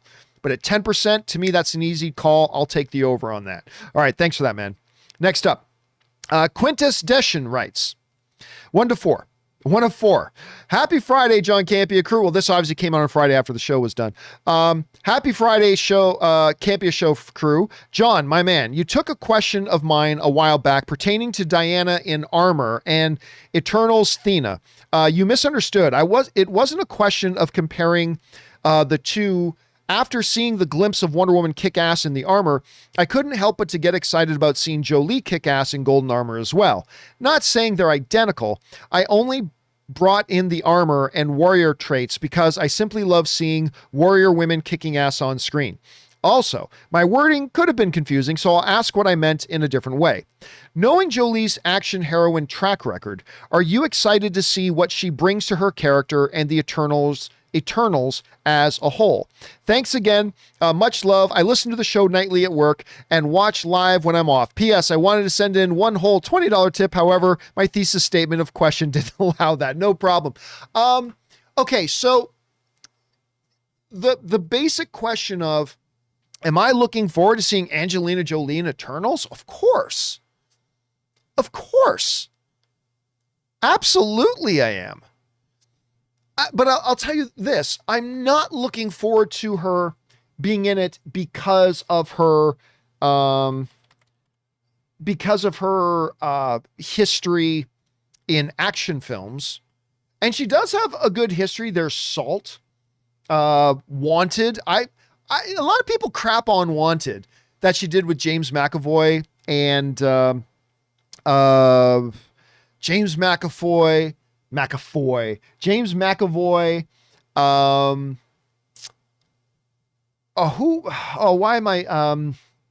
Morgan Freeman. I don't know why I was freezing on Morgan Freeman's name. Common, and I'm trying to remember who played his dad, James McAvoy's dad. Anyway, whatever. I love that movie. I think it's fun. Oh, and by the way, Chris Pratt was in that movie. Chris Pratt before he was famous. Chris Pratt before he was Chris Pratt. Was in that as well. Anyway, as James McAvoy's buddy at work, the one who's cheating with James McAvoy's girlfriend. Anyway, whatever. I'm looking forward. So yeah, she's been in some action things, and the director and stunt choreographers that have worked with her, yes, have been able to make it look great. I am excited about her being in this movie because Angelina Jolie is an Academy Award winning actress. That's why I'm excited. And I believe she's got multiple nominations. Let me bring this up here just quick. Yeah, she's got 2 nominations. Well, okay, so she got a humanitarian award. That's not regarding acting, but she was nominated for Changeling, which I also believe was a Clint Eastwood movie, if I'm not mistaken. Anyway, and of course she won her Academy Award for Girl Interrupted, and she is the daughter of the previous mentioned John Voight. So there's that, but she is simply like, she's A-list actress stuff. I'm sure they'll make her action look great. I have no doubt they'll make her action look great. Of that, I have very little doubt. But what's going to make her action great is the fact that she is a tremendous actress. That's what's going to make the movie better. You know, the movie's not going to be better because she can do action better than another actress they could have had doing action. She's going to make the movie better because her acting is going to be better than a lot of other actresses they could have brought in for the role. Angelina Jolie is an actress who elevates the material she's in. And you can't say that about every actor or performer in comic book movies these days, but there are some you can, and now she's one of them.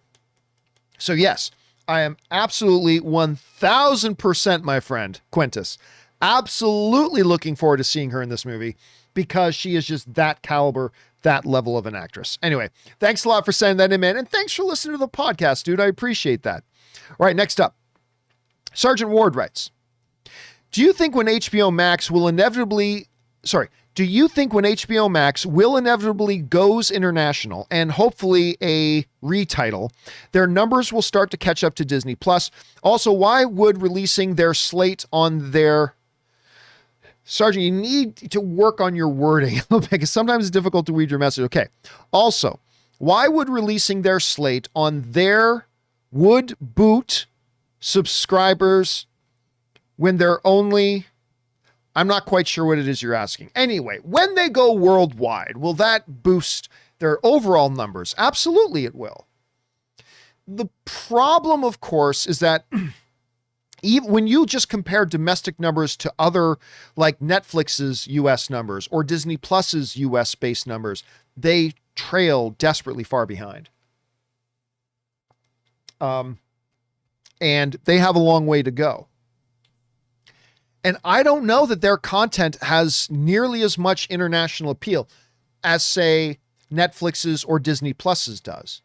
Now, you could make an argument that, you know, maybe once this content becomes available internationally, you'll find that it does have a wider appeal. That's possible. We'll keep our eye on that. So I'm not saying that's definitive. My sense is that their content won't have as much of an international appeal as a lot of other, their competitions does.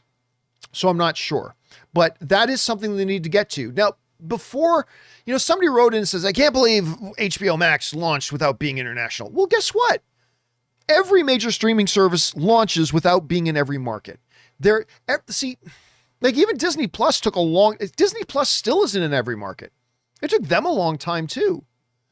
So you can't bash on HBO Max because everybody thinks, oh, it's just simple. You just say, here, be in Bulgaria, and it's in Bulgaria. No. There is a huge, massive, complex web of legal issues and licenses and territorial rights and all this type of stuff that has to be navigated, and term leases and all this kind of stuff that has to just be, you know, you have to just get through and do before you can launch in particular international markets. And it's not easy and it's not quick. So you got to cut HBO Max some slack here when it comes to that. They'll get to it. They will get to it in one way or the other. It may take a little longer. Some territories may go a little bit quicker, but it'll come and you will see them improve overall for sure. Like when you add a new territory, that's going to add to your overall numbers for sure. But will it significantly? Don't know. We'll have to wait and see. I certainly hope they do. Because listen, for my money right now, HBO Max is still in terms of quality programming, quality premier original programming. To me, the king of the hill is still HBO. I still don't think anybody does it as well as they do. Now, ask me that again a year from now, once a whole ton of MCU and new Star Wars stuff comes out on Disney and FX starts putting out, you know, Shogun and their Alien series and whatever. Maybe that changes, but I'm just saying today, right now, when it comes to not quantity, but pure quality of their original premiere programming, I will, if I could only pick one service to watch, I would take HBO and HBO Max. That's just me. But I think you'll see them turn. I still believe in HBO Max. You'll see it turn around. You can't put out the kind of quality that they put out and not eventually turn things around. So I believe they will turn things around. Why? Because they put out great quality. They put out great quality content. Wonder Woman 84 notwithstanding. All right, that's that. Next up, Alan writes, hey, John, with the release of ET article about more Entertainment Tonight, I think you mean Entertainment Weekly. I think it was Entertainment Weekly that had that thing about Mortal Kombat. I think. Anyway, I could be wrong. You might be right about that, Alan. Do you think a trailer is imminent? And do you think we will actually see some of the fatalities? Hashtag Henry Dinklage. Normally, what happens? Now, you guys might remember the other day. Let me see if I can bring it up here. Mortal Kombat images. Okay, so the other day, Mortal Kombat, the new Mortal Kombat movie that's coming, they put out, I think it was Entertainment Weekly that put them out. I could be wrong about that. Or maybe it was Entertainment. Is that, I can't remember if that's Entertainment Weekly's logo or Entertainment Tonight's logo. I'm going to say it's Entertainment Weekly's. I think, yes, it is Entertainment Weekly. Yes, not Entertainment Tonight. It's Entertainment Weekly. They put out a bunch of images of the new thing. I didn't get tremendously excited about. They're still images. It doesn't tell me anything about the feel of the movie or anything like that. They're just, okay, the movie's real. There are the images right there. Sorry, that way. There they are. You can see them right there. That's great. I don't get tremendously excited about still images. But what we said at the time was, not always, but what normally happens, at least more times than not, when there's a significant movie coming and you're waiting for the PR, the publicity to really start kicking in, when a poster drops or some new and our first look at set images drops, that is normally, not always, but that is normally an indicator that we're any moment now, we're about to get a trailer. Quite often we see poster drops on Tuesday, trailer drops on Wednesday. First image drops on Monday, trailer drops on Tuesday. I mean, that's kind of a regular thing. Again, not every time. There are certainly exceptions to that, but I'd say about a good 70% of the time, traditionally, when a poster drops, boom, next day, trailer. I believe, I have no insider information on this, just to be clear, none. I believe we are going to get a trailer this week. I can't back that up. Again, zero insider information on that, but since they just released these a couple of days ago, I thought, honestly, at first I thought within 48 hours, we're going to get a trailer within 48 hours. Well, then the weekend hit, nothing over the weekend, and here we are 72 hours later. But I still believe we're going to get a trailer this week. But again, don't quote me on that because I've got no sources telling me that. That's just my speculation. But I'm speculating. I'm guessing we're going to get that trailer sometime this week. Thanks a lot for sending that in, Alan. Appreciate that. Okay, next up, we got Adam Martinez who writes, hey, John, love the show. Thank you so much, Adam. I recently read that Ben Affleck called Kevin Feige one of the best producers in Hollywood. Yes, he did. Was curious, where does Kevin Feige rank among producers working in Hollywood today for you? It's hard to define that. If you just want to look at bottom line results, he's one of the greatest of all time. If you just want to look at bottom line results. I mean, what did he do? He created, with a lot of help, but he's the guy at the helm. He's the shepherd of it. This cinematic universe that has become the most powerful box office force there has ever been. I mean, this still rubs people the wrong way. It's true. The new Star Wars movies make more money per film on average than the MCU does. It's true. Go look it up. Go do the math. It is. But really, for all intents and purposes, the MCU is the most dominant in any one era, the most dominant box office presence of all time. I mean, they're basically averaging $1 billion a film. That's insanity. It's insanity. Now, are these all Academy Award level winning films? No. Some maybe, but not all. No, but I mean, just the impact that Kevin Feige has made through sheer force of will is undeniable. Is undeniable. And yeah, we're going to be talking about this on the John Campea Show probably tomorrow. Ben Affleck, of course, forever my Batman. Ben Affleck came out and just said he's the greatest. You know, he just was talking about Kevin Feige, that he is the absolute greatest. And we're going to talk about that, what that means, what that does not mean, and all that kind of stuff later. But yeah, I thought it was really, but Kevin Feige, listen, at some point, he is going to be given an honorary Oscar.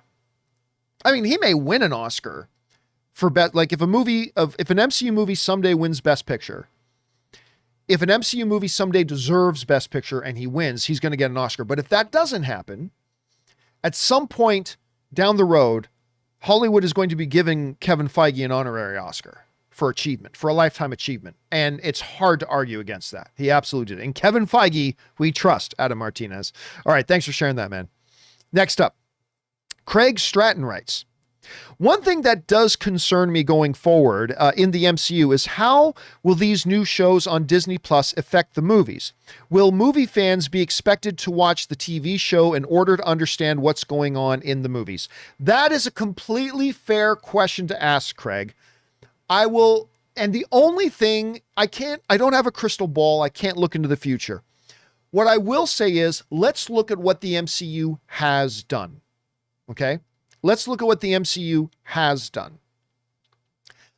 I sat down Ann and I sat down with a friend who had maybe seen one or two other MCU films. Maybe seen one or two other MCU films.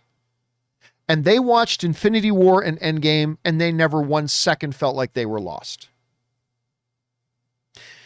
I know somebody who watched, I went to the theater, a YouTube personality you may actually know. I went to the theater with a young woman who had never seen an MCU film.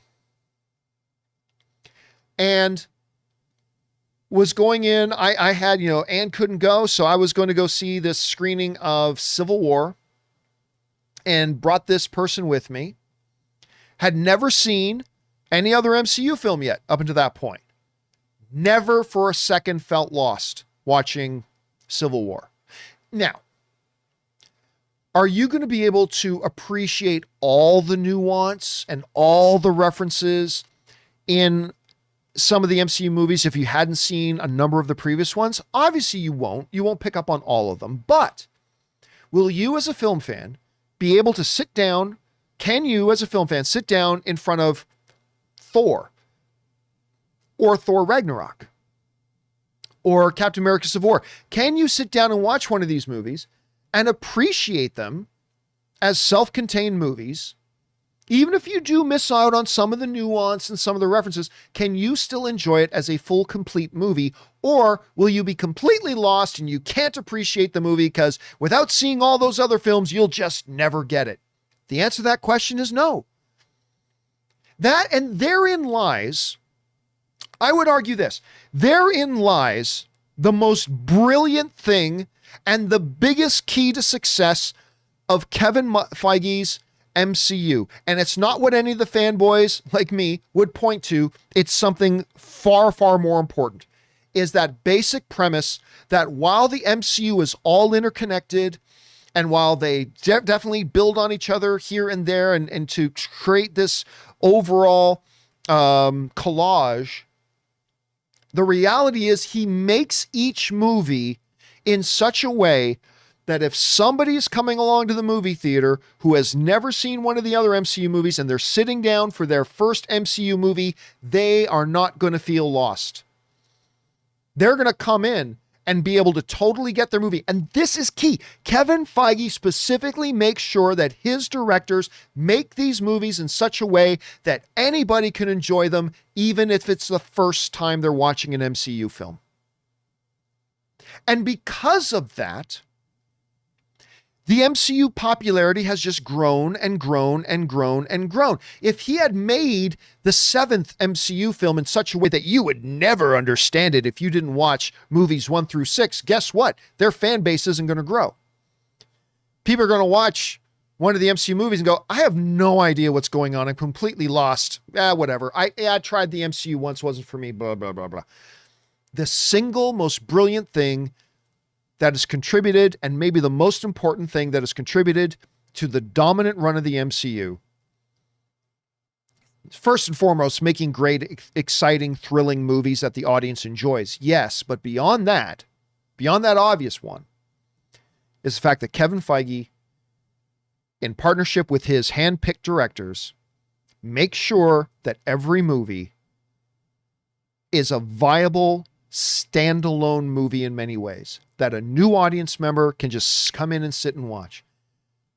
You may have never seen another MCU movie in your life. You can come in, sit down, watch Black Panther, and you'll totally get it. You'll completely get it.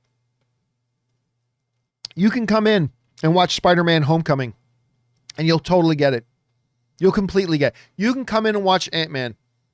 You won't feel lost at all. You can even watch Ant-Man 2. They will make sure they structure Ant-Man 2 in such a way that you're not going to feel lost. You'll miss out on some of the nuance and some of the references. And yes, you won't get the full, deepest experience. But as an overall movie, it will be a perfectly self-contained movie for you. And that is the most brilliant thing that he's done. So, in asking the question, moving forward, will the shows and the movies be done in such a way that, you're not going to get this movie unless you watch these 5 Disney Plus shows? I have no crystal ball, can't look into the future. All we can do is, how has Kevin Feige handled this situation? Well, he traditionally, the way Kevin Feige has done it up until now, has been to, yes, make these movies interconnect. Yes, have the stories build on top of each other, but at the same time, do them in such a way that somebody can watch them independently and still enjoy them as a movie without feeling lost. And I believe, I don't know this for a fact, but I believe that is what Kevin Feige will continue to do moving forward. That's just my guess. We'll have to wait and see, Craig. All right, next up, we got the Shadesman writes, "Hey, John, on Thursday's episode, somebody brought up the Disney movie Dinosaur. And when I think of that movie, it makes me think of the dark ride at Disney's Animal Kingdom at Disney World. It's similar to the Indiana Jones rides. It's absolutely terrifying. No. I almost said I've never been to Disney World. I have been to Disney World once. It was during Star Wars Celebration when it was held in Florida. But I never saw that ride. I never really went into Disneyland much. I was just kind of around the outskirts of Disneyland, hanging out with a bunch of people at the bars and restaurants and stuff. But I've never really gone into Disney World, not into the park. So I can't say anything to that. So I didn't even know that ride existed. All I do know is that my wife and I had been annual membership holders at Disneyland for like 5 years. And apparently now they're not going to allow annual passes anymore. I don't know what the hell that's about, and my single favorite feature, well, probably is now Rise of the Resistance. The Rise of the Resistance ride, I guess you could say, is the best thing they've got there. But for the longest time and overall, my favorite, I never fail to do it. Every time we go to Disneyland, we go and do the Indiana Jones ride. The Indiana Jones ride's amazing. And they've updated it. And it's still my favorite one. Rise of the Resistance and Indiana Jones really make you feel immersed in the movies. You know what I mean? They're great. So if I ever get out to Disney World in Orlando, I will have to give that one a chance. Thanks a lot for that, Shadesman. All right, next one up. The Wakanda Forever writes, "I thought WandaVision was great. I was in the second they showed the Marvel logo. I know this is an unpopular opinion, but I got Brightburn vibes." Really? Which to me is a good thing. I love that film. You never knew what was next. Keep you on your toes. Great. Really? I don't see that. I mean, someday you're going to have to write in and explain what similarities you saw between Brightburn and WandaVision. And by the way, I did not like Brightburn. I thought Brightburn was quite poor, despite the fact that James Gunn's the producer of it, and I love him, and Elizabeth is in there, and she's fantastic. I love her in just about everything, but I didn't like Brightburn. But you forget that. Forget the fact that I didn't like Brightburn. I'm trying to think of what possible similarities there were between WandaVision and Brightburn. Anyway, hit me up again sometime, or even just email me and tell me what you thought those were, john@thejohncampeashow.com. But I can't think of them off the top of my head. This is a really interesting comparison. All right, next up. Aaron E. writes, "Hey, John, I love how you mentioned that you had to have your wife watch Star Wars while you said that I am 4 months into mine, and I told my girl we have to watch all of Star Wars. Unfortunately, we have gone in episode order. We are finally up to A New Hope." Well, listen, that can work, right? I mean, look, whenever anybody asks me, Aaron, in what order should you watch the Star Wars movies? I always say you start with the trilogy. And then you can skip the prequels. And you can go right to The Force Awakens, Rogue One, Solo, Last Jedi, and unfortunately, you gotta do Rise of Skywalker too. But the reality is that that's what I would recommend. There are a lot of people who really love the prequels. God bless them. And that's great. If you like the prequels, you like the prequels. I want everybody to enjoy every movie they watch, even if it's a movie I can't stand. So that's awesome. But hey, if you start, who knows, maybe your girl will be one of those that actually likes the prequels. Hard for me to imagine, but hey, there are people out there who do, and that's not a bad thing. So go for it. I mean, yes, I would have, if you had asked me in advance, I would have said, just start with A New Hope, start with the greatest films of all time, start strong. But hey, you went that way, and it can still work. It can totally still work. All right. Thanks for writing that in, Aaron. Next up, Light writes in, "Hey, John, hope you're doing well. I am doing well, thank you. My question is, Do you think Disney will stay true to Moon Knight's mental health problems? It's a very important part of his character and story, in my opinion, and I really hope they do. I'm not sure. You know what's funny? Me and Robert Meyer Burnett had a conversation about that. And if I remember properly, I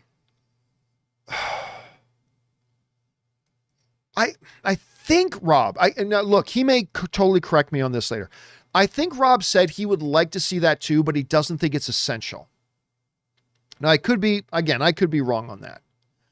So I don't know. I'm always interested when a new character that's never been done before on the screen is coming. Which elements do they keep and which do they not? And it's important to remember, the comic book character is the comic book character. The movie is the movie. All I ever ask is that you capture the one or two maybe key things that are absolutely core and essential to the DNA of who that character is. And you could make an argument the mental issues are one of those things. And Rob's a much more well-versed on Moon Knight than I am, obviously. It's the one thing he has been asking for and calling for forever. But my guess is they will make it a part of that. Because doing something like that, you're going to need to have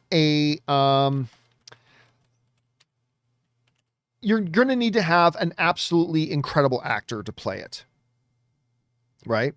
There are a lot of comic book characters and whatever that you don't necessarily need to have a tremendous actor. Like you want to have a good, solid, talented actor for a lot of them. Yes, but you don't necessarily need like a world-class actor to play it.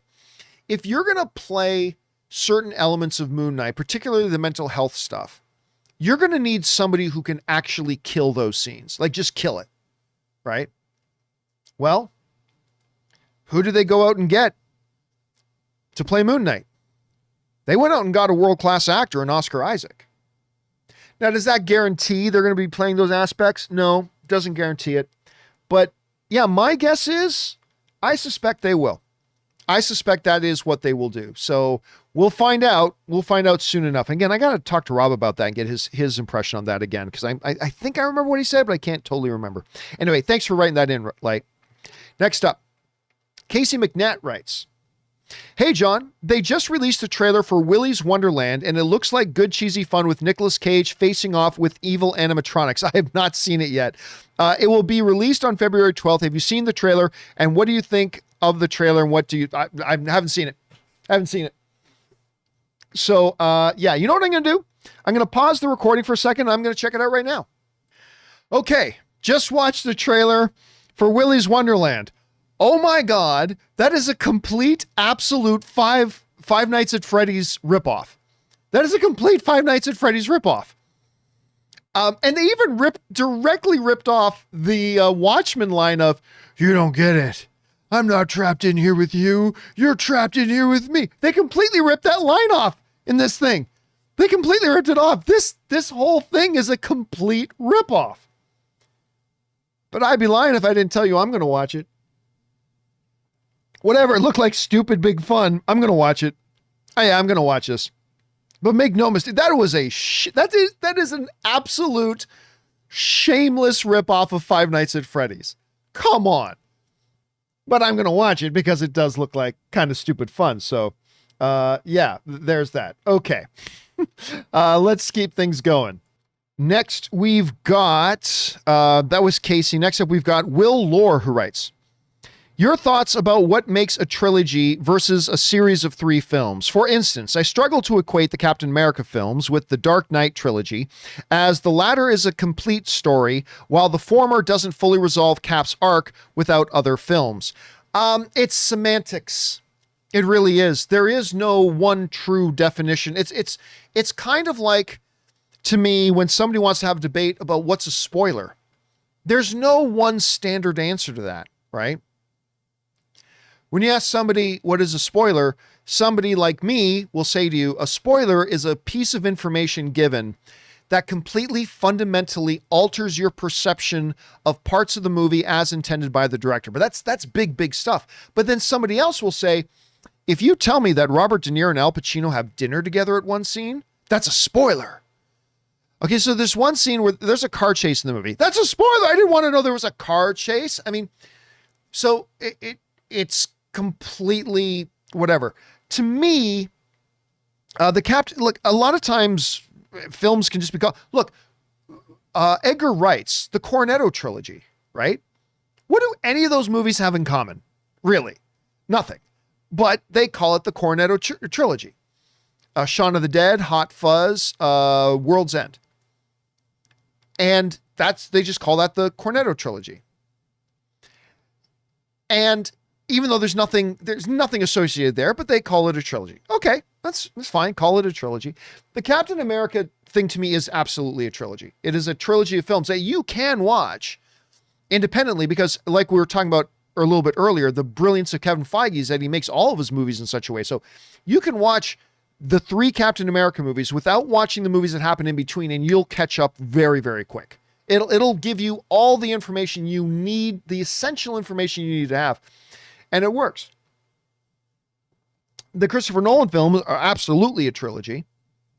But then again, some people say, well, the Indiana Jones trilogy isn't a trilogy because they did a 4th film. I mean, some people seriously are really sticklers on the semantics of it, that because they did a 4th film, there is no Indiana Jones trilogy. There is now only the first 3 Indiana Jones movies. It's not a trilogy anymore because they made a 4th. And listen, I'm not poo-pooing on that interpretation. It is an open interpretation.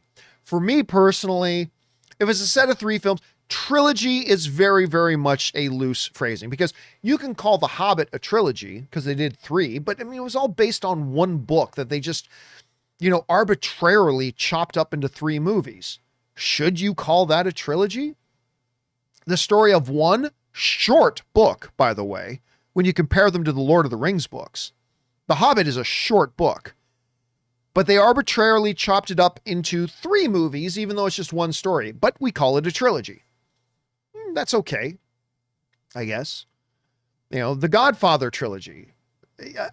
So for me personally, yes, I do consider, a set of 3 films very loosely defined as a trilogy.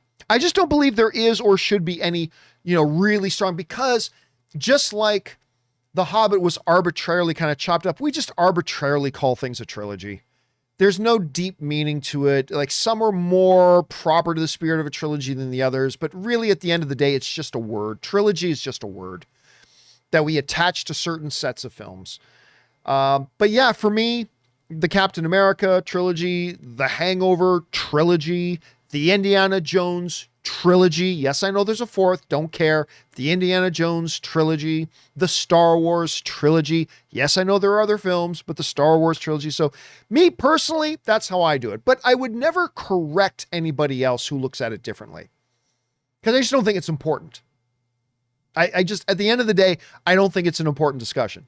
So like, if you view it differently, I'm not going to try to correct you. I'm not even going to try to debate you. I'll just say, okay, cool. You see it that way. Cool.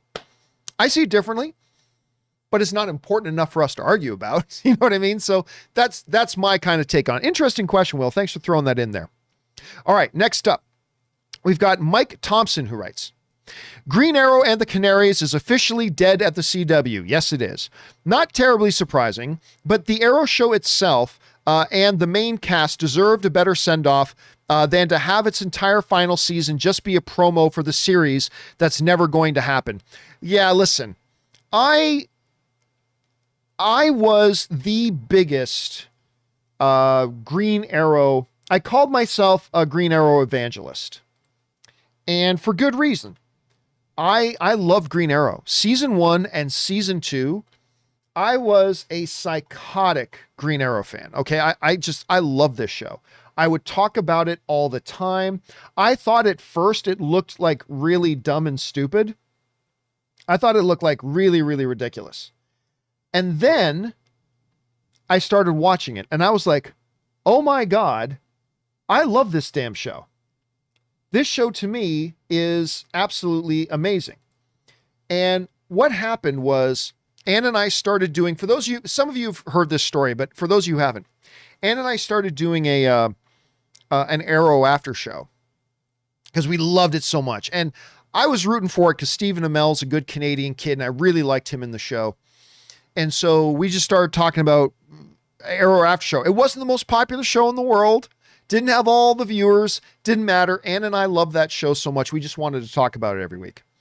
So one day, Ann and I are doing this after show, and some people start writing in saying, somebody tell John that Stephen Amell is trying to get a hold of him. And I'm like, some people are writing this in. This is why we're doing the show live. And they're like, John, go and check your Twitter. And so I went and checked, and Stephen Amell had been tweeting out, somebody tell John Campea I'm trying to DM him, but he doesn't follow me on Twitter. Long story short, he connects with me. He comes on our show. We do it live. And then when we started actually doing the show in a studio, we actually started doing the after show in the studio. He decided to come on in and be on our show. And he came, so that's me, Ann, and our friend Kaori. So he came in on our show, and there's a bunch of pictures from that. There's a picture of Ann and Steve. Steve actually, on Ann's birthday, he was on set of a movie, on set of Arrow, stopped, and when he had a break, he went to his trailer, still in his Arrow makeup, and sent a video message to Ann on her birthday. He didn't have to do it. It was one of the classiest things. What else would I expect from a good Canadian kid? But he did that. That was us doing our Arrow after show. And everybody had been drinking a little bit. I don't know if you can tell that from the pictures, but we had all been kind of drinking a little bit. And it was great. It was a lot of fun. Anyway, that's all just set up for saying I was a huge fan of that show. Halfway through season 3 for me, it just went off the rails. And it was not Stephen Amell's fault. I mean, to me, it was the writer. Stephen Amell just got better and better and better as the show went along. But for me, the writers really started to lose it. And it all started with Captain Buckles. It's like, okay, so Laurel has literally, I'm not joking around, I'm not exaggerating.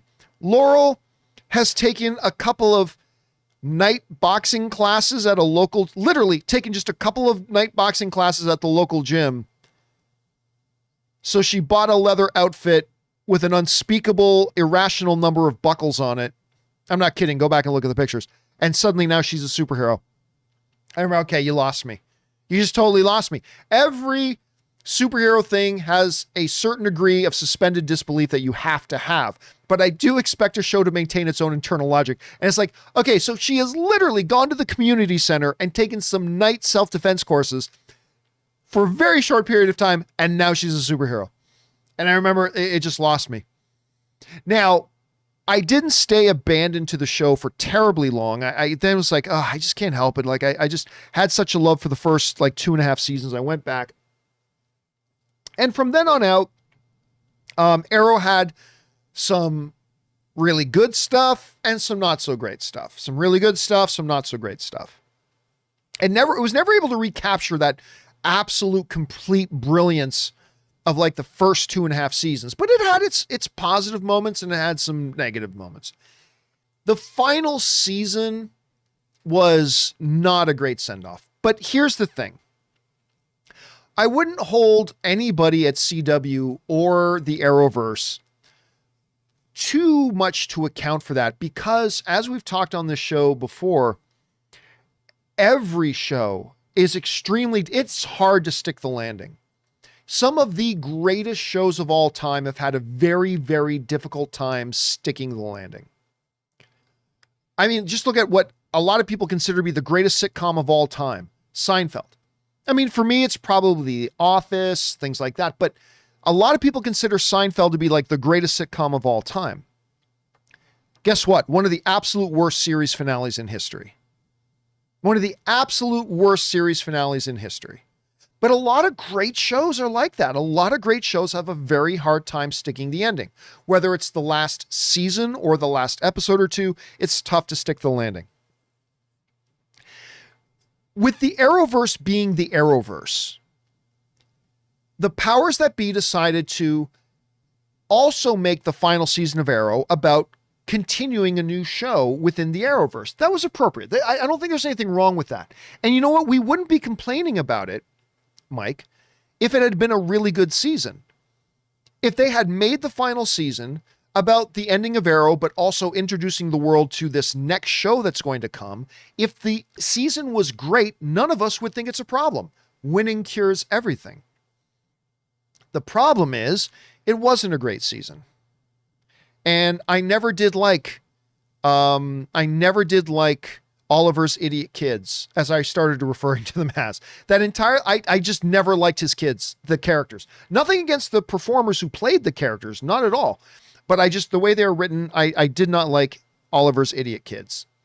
And I thought whenever Oliver's idiot kids were in the show, it took away from it. But again, it's not because they had them in the show. If they had written them great, if they had written a great story around them, if they had made a better show in the final season, I wouldn't have had a problem with Oliver's kids. I wouldn't have then called them Oliver's idiot kids. It would have been, man, that season was great. And they had these two kids that were Oliver's kids and it worked wonderful, right? Winning cures everything. It is unfortunate, though, that it did end badly. And I am not either surprised or heartbroken in the least that Green Arrow and the Canaries got canned. I am not heartbroken about that in the least. I didn't like what they were setting up in the final season of Arrow, so I was not looking forward to that at all. I probably wouldn't have watched it at all, unless, it's the season started, then a bunch of you told me it was awesome, then maybe I would have checked it out. But yeah, no heartbreak and no surprise for me on that one, Mike. Not all. All right, thanks for writing that in, man. Okay, next up. An anonymous viewer writes in and tips in like $20. Thank you for that, anonymous viewer. I appreciate that very much. Hi, John. With other films being delayed, do you think Marvel can push back Black Widow again with all the Disney Plus show dates being confirmed already? Is it most likely they will then put it on Disney Plus Premium rather than change all the other dates? You know what? Here's the thing. Right now, I'm guessing.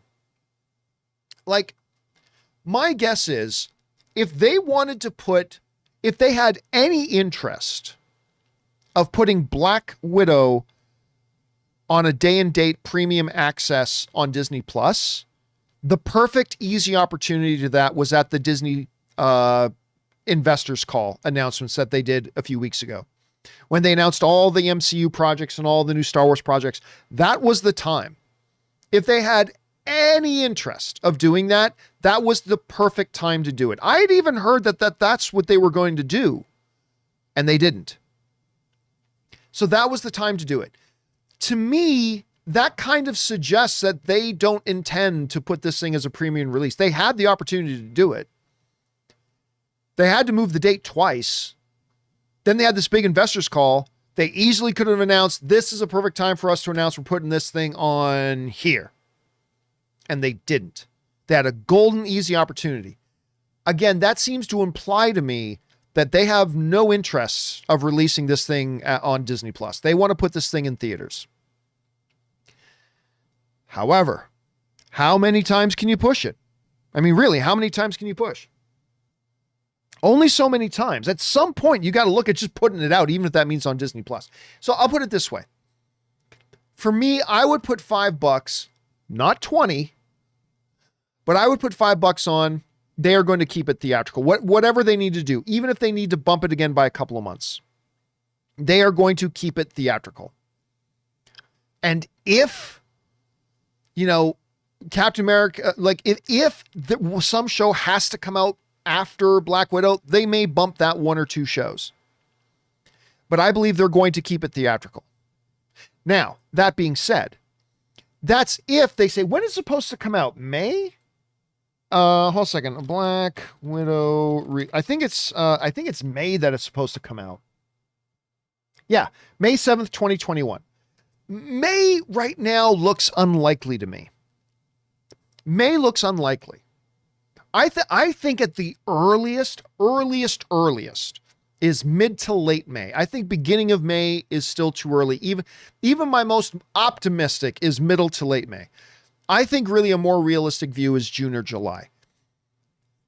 If the new administration does what they say they're going to do, if they're able to do it, and that's a big if, of 100 million vaccinations within the first 100 days, if we can have over 100 million people in the United States vaccinated against the virus come May, then June and July seems fairly reasonable that they could put it out. And I would say this, if all they have to do is bump Black Widow 1 or 2 months, if all they have to do is bump it 1 or 2 months, then I become very convinced they will keep it in that date. If we get into March and the late March, early April, and they're like, no way they're going to have 100 million vaccinations. At best, we'll have like 30 million vaccinations in the first 100 days.